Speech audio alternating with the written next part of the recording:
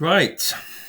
The last bullet point in the spec: theories of planned behavior and Prochaska's model of, addiction. I really like this bullet point. This is the last bullet point of addiction. It looks at two theories. And one important thing to note, I guess, straight off the bat is the two theories we're looking at: a theory of planned behavior and Prochaska's model of behavioral change. Neither of these is a specific theory about addiction. Both of these theories are simply about behavioral change, why, how, and when we change our behavior. These are non-addiction theories that have been rather successfully, in my opinion, applied to addiction. So let me give an example. Something to think about here. This is the bullet point. The application of the following theories of behavior change to addictive behavior, the theory of planned behavior, and Prochaska's 6-stage model of behavioral change. Now, one thing I do want to just ask you is, what behaviors have you previously tried to change of yours? Now, it doesn't have to be an addiction. It could be smoking, which is an addiction, admittedly. It could be biting your fingernails. It could be trying to stop saying inappropriate jokes at inappropriate times. It could be to try be more empathetic. It could be it could be anything, all of us, all of you, every single one of you watching this video have at one point tried to change your behavior. So the question I would ask is what behaviors of yours would you change right now? Like, what behaviors do you hate about yourself? What behaviors have you tried to change several times but have failed? What behaviors have you tried to change but have succeeded? So a small behavior I changed when I was 18 is I stopped drinking fizzy drinks. Now, I do occasionally drink the odd Diet Coke here and there, but not enough to burn a hole in my stomach. But I decided I was going to make that change because I'm drinking too much Diet Coke and too much fizzy drink. And then I enacted that change and it kind of stuck, and that was successful. But there's also a lot of behaviors I've tried to change and I've failed to change, for example. Can't think of any off the top of my head, but there are loads. Why did you fail at changing that behavior? And this is really what this theory is about. Well, these two theories is, if you're addicted and you say you want to stop that addiction, like most addicts do, how and what are the processes and the mechanisms for determining whether or not somebody is going to be successful in changing that behavior? So, bit of background. As I said, these are general theories of why we change our behaviors, but they've just been applied to addiction in this case. And as I say, they try to explain the processes, particularly thought processes, about why we successfully or unsuccessfully actually do change our behavior. Just for the record, I love these theories. I think they're brilliant. I think all students try to change certain behaviors, and you can really, really successfully apply these, I believe, to addiction. Not everybody does. Now, the first one we're going to look at here is the theory of planned behavior. They're fairly basic theories to wrap your head around, but this model suggests there are 3 key processes, and this is your critical AO1 you need to know. 3 key processes for deciding whether or not we're going to be successful in changing our behaviors. As Jen and Fishbean, I don't know why that cracked my students up a couple of years ago, those names, but are focused on what beliefs a person has about their behavior. So before we go into this, I would like you to just keep a behavior in mind that you want to change. It can be an addiction. It might not be an addiction. Like I say, it might be something tiny as not biting your fingernails, or it could be something, I don't know, you need to lay off the crack pipe or something. I don't know. But there's a fairly wide range of behaviors you can pick from that. But keep a behavior in mind as we're going through this. So the first of the three processes is your attitude towards the behavior, and I'll go through each of these three in a bit of detail. So what is the attitude about the behavior? What subjective norms does the individual hold about the behavior? So, to what extent does the individual think that that behavior is normal? So I'm going to use my my tea addiction, maybe as like an analogous example as to go through. What's my attitude about the behaviour? Well, in this case, I think tea is not that harmful, or rather, caffeine is not that harmful. I think heroin's worse, personally. That's my attitude towards it. My subjective norm: everybody does it, right? So if everybody does it, why should I quit? And lastly, the perceived, you've done this before, the perceived behavioral control, i.e., where is your locus of control? Now, one thing to note down, you're only really going to be successful if you have healthy versions of all three of these processes. Now, I'm going to go through the first one. So this is basically the model. So straight off the bat, by the way, I would criticize this for being mechanically reductionist. You're reducing addiction recovery down to a mere model that's fairly simplistic. Addiction recovery is much more complex than this. Firstly, the word motivation isn't anywhere in this model, and surely you have to be motivated in order to get off an addiction. It's the one thing you need the most. So it's mechanically reductionist because it's reducing, hence reductionism, a complex behavioral change down to a mere simple model that may not be applicable to everybody. So it's mechanically reductionist. But you need your attitude towards the behavior just here. You need the subjective norms just here. And you also need an internal locus of control. Now, all three of these are going to lead to you being having strong intention to quit. And that strong intention to quit is going to lead to you actually quitting. Now, let's start with the first one, attitude towards behavior. The behavior I've talked about, the behavior that you have thought of that you want to change. What is your attitude towards that behavior? Is it harmful? Do you think it's harmful, for example? And just because you think it doesn't mean it is, by the way. So I drink a lot of caffeine. I eat a lot of chocolate as well, actually. So I'm going to use those two. I eat so much chocolate. It's so bad for you. And I know it's bad for you. So I have the right attitude about it. But again, I think it's not that bad. Do you know what I mean? There are, drug addictions, alcohol addictions, gambling addictions out there, right? So my chocolate and caffeine addiction, my attitude towards them is, they're not that bad, compared to other ones. Now, that's not the best attitude to have, which explains why I constantly keep failing to lay off the chocolate tea.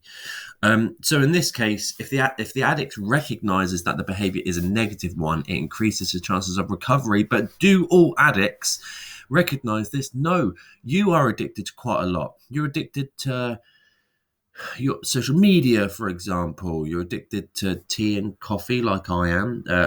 Some of you are addicted to porn, as we may have discussed quite recently in tutor sessions. If you don't recognize that as a negative one, you are not going to recover. So it means awareness of the issues is quite important, because maybe the reason why you don't think your addiction is that bad is because you are not aware of how bad it is. And this is quite important here, because if you do not know for example, let's just use a fairly socially sensitive one, and trigger warning, I'm going to talk about porn addiction in students. People may not realize why that's so bad for you. People's attitude may be towards, it's not that bad for you, really. But if you actually look up the science of what it does to the brain, it's pretty bad. It is pretty bad. So in terms of practical applications, a really key important thing here is awareness campaigns. We now know if you make people aware of how bad their addiction are and change their attitude towards the addiction, that's going to increase the chances that they're going to change their attitude towards it and thus be more motivated to get rid of the addiction. For example, I used to drink quite a lot when I was at uni. First and second year, I used to drink quite a lot. I say to my students, I used to go out and drink, 10, 12 pints, almost as like a starter, really. And I got so tolerant to it that I could just, because I'm half Irish as well, I could usually drink people under the table.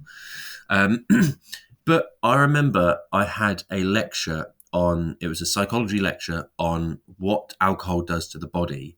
And I didn't drink after that for like 2 weeks. I did not drink.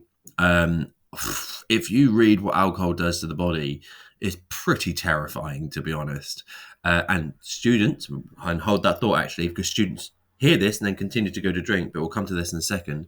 But the point I'm trying to make here is that the practical applications of understanding awareness improves addiction recovery is massive.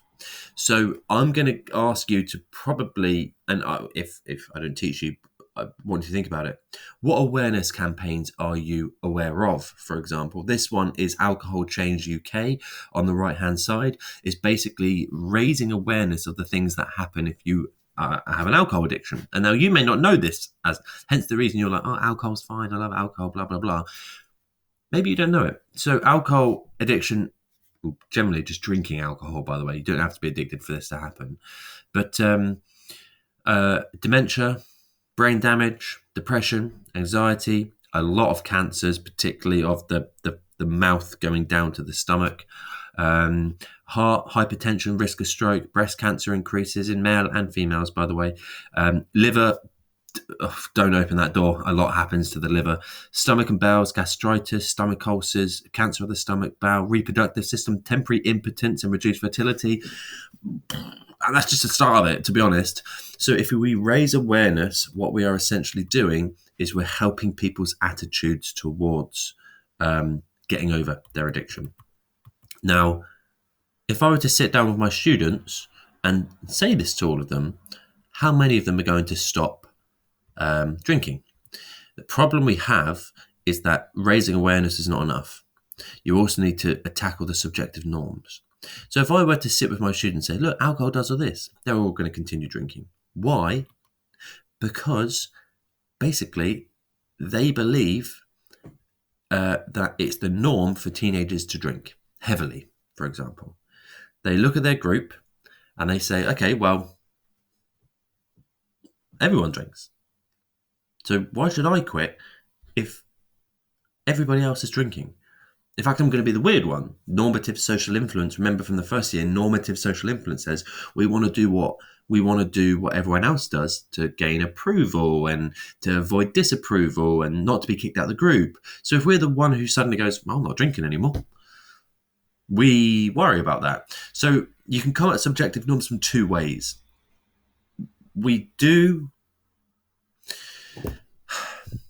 If the addict is surrounded by fellow addicts, there is a big chance that as a group, the group will not realise what their issue is, right? But say somebody does realise, say you go up to your friend who's an alcoholic and you say, look, mate, you need to stop drinking. They're not going to want to come out of that group. So they continue to drink as a normative social influence. I think I've described that terribly, basically, but there's two kind of strands to subjective norms. You can bring in normative social influence here, thread normative social influence through this, but you also need to highlight that most students believe that it is normal to heavily drink because that is their subjective experience. Everyone around them drinks, so why should I quit? So your attitude's important. What the norms of the group are important as well as finally perceived behavioural control. Now you know this as locus of control. If you do not have a internal locus of control, you will not feel you have control over the addiction. If you have an external locus of control, you will think there's nothing I can do to beat this addiction, so why bother? Obviously, if you have an internal locus of control, people will feel like they have the ability. People will feel like they have the ability to beat the addiction. So if I use my chocolate one, for example, I have a bad attitude towards chocolate.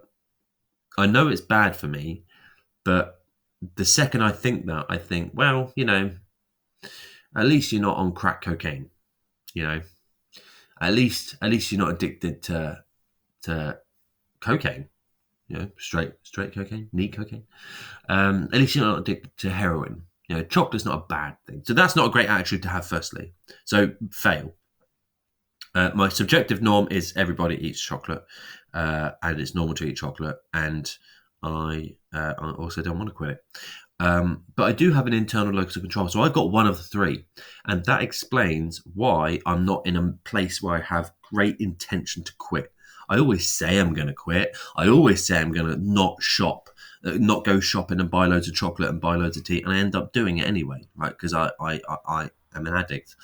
But one thing I would also like to note down is, generally speaking, perceived behavioural control, which is what we're talking about here, perceived behavioural control is generally considered to be the most influential part of this theory.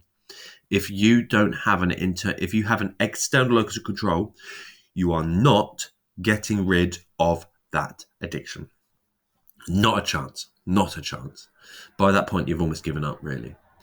So, and that's kind of found by Godin, right? Research by Godin, 1992, found that one of the most important factors of actual smoking behaviour was the extent to which you have perceived behavioural control.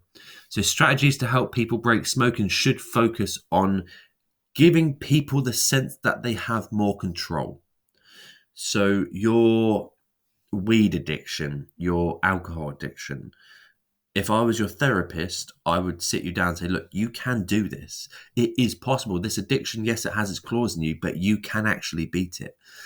So again, massive practical applications for counselling and therapy. This has massive applications for counselling and therapy. And there's also another piece of research by White et al. Looking at kind of whether or not people put like sun lotion on, right? Now, let me just ask you, is that a behaviour you would like to change? Do you know? Let's just look at sun lotion. Teenagers often think they are invincible. So the attitude to wearing sun lotion might be a case of, I don't need it. I don't need sun lotion. I'm young. I'm not going to get skin cancer. I'll do it later, right? Ignoring the fact that when I was at college, I knew someone who was 18 who got skin cancer for this very attitude. She survived, luckily. But anyone can get skin cancer. Your subjective norm might be, you might go to the beach and you might be the only one to pull out sun lotion. And people are like, what are you putting on sun lotion for? Just put on this vegetable oil and you'll be fine. Right? So again, you're like, oh, I don't want to be disapproved of, so I'm going to put it away. So there's a lot to be said for this. So over 100 participants. Again, White et al. Was not a named piece of research, so you don't need to know all this really. But the point is, all three factors predicted whether or not people were or weren't going to do the sun lotion. So if you had good attitude, sensible subjective norms and an internal locus of control, you probably would put on sun lotion. If you didn't have those three, you probably wouldn't put on sun lotion. So there's good predictive validity of this. I need to put my glass bin out. Some of my neighbours doing it. Thank you for reminding me. You need to you need all three factors basically. Now, a couple of evaluations. One thing I think is a good evaluation of this is that this theory is way too rational. It's not based on emotional factors. It doesn't take in the emotionality of the addict at all. It doesn't take into the emotional motivation, the emotional aspects. It doesn't take into account motivation. It's way too like, I need this, and I will pass my addiction test. Like, there's a lot that it doesn't take into account in terms of the emotional aspect. So that's a really, really key evaluation that you need to note down. It's quite a difficult one, I think. Students tend to struggle on it. But in terms of strengths, there is research support, more research support. So Hager et al. Found that all three factors actually predicted an intention to limit drinking if you had an internal locus of control, you had a healthy attitude about alcohol, if you know it's bad, if you're aware it's bad, for example, and then you have normal subjective norms. So like you know most of your group don't actually drink, then it does actually support it. But a weakness, on the other hand, is that, and this is a good one as well. If I scroll back, I'm just going to scroll back very quickly. A big issue with this issue. Good one, Kieran. A good issue with this theory is the failure to explain why intention leads to behaviour.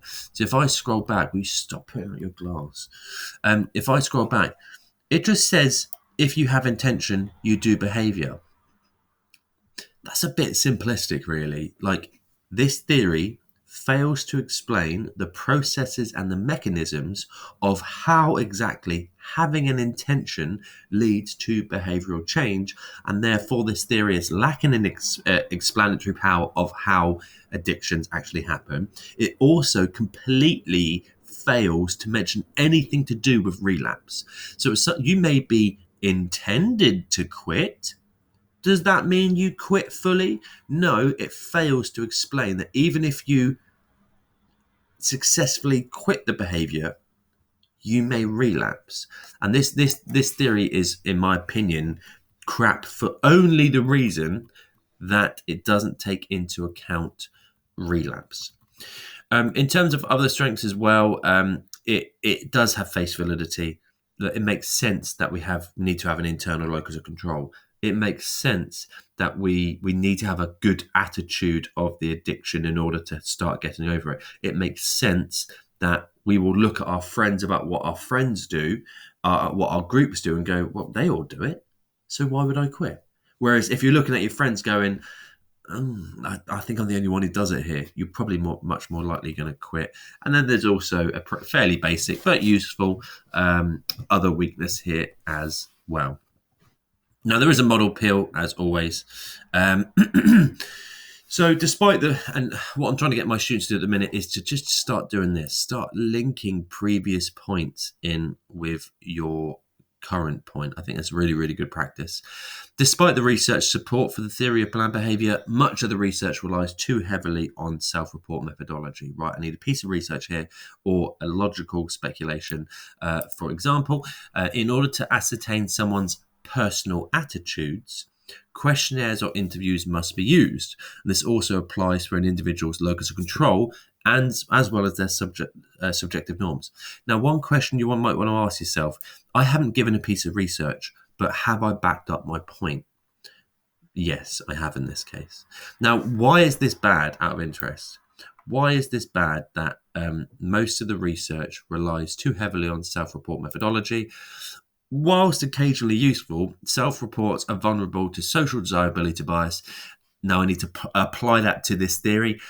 In this case, individuals may want to give a greater impression of their intention to quit because they know this is what the researcher wants, thus skewing and invalidating the results. Talking of addiction, bloody hell, how much is that person? There's so much glass out there. Alcohol, not addiction to glass. And then finally, therefore, ideally researchers should triangulate their research so data is not so heavily skewed and skewed by flawed self-report methodologies. If you don't know what triangulation of research is when you don't just do one research methods like a self-report or something. You do self-report, experiments, observations, and you see if all three of them kind of come to the same conclusion. That's called triangulation of research. It's a really, really good thing. You shouldn't just do a self-report. Now, that is one theory, and I'm just going to speed up the second one, even though it's probably a longer one. Prochaska's, now that's one, right? The other one is Prochaska's six-stage model. Now, Prochaska's six-stage model is, again, not an addiction-based theory. It's just a theory about why we change behaviors, but it's been successfully applied to addiction. Now, this may not surprise you. It may surprise you. I don't know. But there are 6 stages to this model, and I'm going to go through each of these. Now, these stages are cyclical, meaning that you may go through them, and you go through these stages systematically and sequentially. 2 good words, you're welcome. Meaning that systematically, everybody goes through the stage, and sequentially, everybody goes through that order of stages. Why has it gotten really cold out of nowhere? But this theory does take into account relapse. And that's really, really important. And importantly, it says that relapse is a normal part of the addiction recovery process. So it treats people a little bit more humanely with kind of, I'm going to use failures to recover, like relapse, and says that's a normal part of the process. Theory of planned behavior didn't even talk about relapse. So it takes into account the differing positions addicts are in and when they're likely going to quit, because it's not you're not in one box. And this is an important point to note as well. How effective a treatment will be depends on where they are in the model, and the model is here. Now, I'm going to briefly go through this, but to be honest, you're going to get most of this from writing this down. They're in order. So you start off on pre-contemplation. You don't even know you need to change your behaviors. Please note up here, because this is again important. This theory is really prescriptive. It literally tells you dates and times, often sometimes unbelievably specifically, like this third one down, 31 days. But if we're looking at pre-contemplation, addicts are not thinking of quitting. They don't realize they have a problem. They may be in denial, for example. So basically, this is if you are a full addict of, say, alcohol, but you don't know you're an alcoholic, you're in this stage. Now, I know I'm a tea addict. So in this case, I'm past this stage already. Contemplation. The addict is thinking of changing their behavior within the next 6 months. I'd say I'm probably here. I know rationally I need to change my behaviors. I know I need to stop eating chocolate. I don't have any concrete plans yet.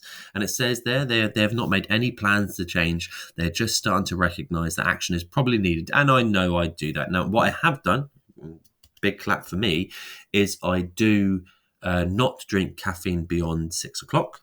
I switched to decaf so I can sleep better, and I'm trying to limit it to like 2 or 3 a day. I've tried to limit it to 1 and failed miserably, but I'm trying to limit it. So I recognise that I have a bit of a problem, and I probably will change within the next 6 months. Now, if once you get to that stage, preparation.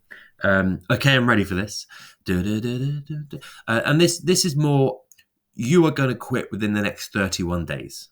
Now, this is where it gets a little bit funny for me personally. Is I need to possibly change that really, but contemplation is 31 days. Preparation is like 30 days, as in like in the next month. So you can basically move. It's a bit weird. If I'm going to change in 6 weeks' time, according to this, I'm in the contemplation. 6 weeks' time, right? According to this, I'm in the contemplation. 5 weeks, I'm in contemplation. But when it gets to 1 month, I'm in the preparation zone. So it's a little bit too, this theory is a little bit too prescriptive. But basically, preparation is when you are going to make plans in the next month. Maybe you're laying the groundwork, for example. And a thing to write down, I think, is by stage 3, no concrete behaviors have been done yet. You are still addicted. You've not made any behavioral changes. All of the changes are cognitive. They're up here. But by stage 3, you have not actually made any concrete changes to fix the addiction. It's stage 4 where that has happened. So stage 4 is action. People in this stage have made an attempt to change their behavior in the last 6 months. Is that this, and really, really important, by the way, practical applications of this theory, you give CBT in stage 4. You give CBT in stage 4. You do not give them CBT in stage 1 because that would not work at all. Stage 2, stage 3, it would get progressively harder and less effective the further back you go in these stages. So this is where you give CBT, and that's basically you have made an attempt in your last 6 months. But stage 5, the change in behavior has been maintained for at least 6 months. So say I quit tea now. I quit caffeine, no more caffeine with Mr. Shipley. I'm at stage 4, right? I'm not going to get to stage 5 until, at the time of filming, until July. That's madness. That's madness. So you see how long it takes. Relapse is still possible and in some cases likely. Avoidance of addiction avoidance of the addiction is still required. You will get more confident as you go through, and month by month you beat it, for example. And then finally, now here's a really, really good evaluation, by the way. Here's a really, really good evaluation. There is a lot of people who do not believe in stage 6. There's abstinence becomes automatic and addicts are no longer tempted by the addiction. It says down the bottom, heroin users who find it difficult to completely walk away from the substance still need to employ distancing measure decades after. So and this is a great evaluation. There is great debate, and this is your point, there is great debate about whether or not addicts can actually fully walk away from some of the more severe, like alcohol and heroin and crack cocaine and stuff like that, some of the more severe addictions. So is it 5 stages? Is it 6 stages? But termination is basically when you are no longer tempted by the addiction. You may achieve that in lesser addictions like caffeine, but alcohol and heroin especially are... You'll have to completely redefine your relationship with these things. Now that's the model, right? That's it, really. Evaluations, yeah, I suppose you could say it's mechanically reductionist. It's not really a model, so I actually don't say that. Great practical applications that come from it. Great practical applications. It's more humane. It recognizes that relapse is a pretty common behavior. But stages are incredibly arbitrary, and it also suffers from beta bias. This is a really good point, actually. Thank you, Karen. It suffers from beta bias. Nowhere have I mentioned anything to do with sex differences.